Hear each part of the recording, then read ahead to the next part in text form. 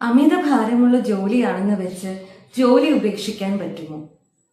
സാമ്പത്തിക പ്രതിസന്ധികൾ ഉത്കണ്ഠയുളവാക്കുന്നു എന്ന് വെച്ച് അവയെ കണ്ടില്ലെന്ന് നടിക്കാൻ പറ്റുമോ?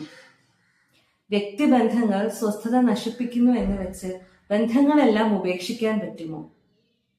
പലരും ഇതെന്നോട് ചോദിക്കാറുണ്ട്. എന്റെ ജീവിതത്തിൽ കടുത്ത സ്ട്രെസ്സാണെന്ന് എനിക്കറിയാം, അതെനിക്ക് നല്ലതല്ലെന്നും എനിക്കറിയാം.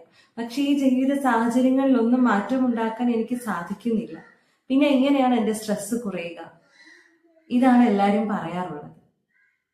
ശരിയാണ്, ജീവിത സാഹചര്യങ്ങളിൽ മാറ്റം ഉണ്ടാകാതെ എങ്ങനെയാണ് അവ ഉണ്ടാക്കുന്ന സ്ട്രെസ്സിൽ നിന്ന് രക്ഷ നേടുക?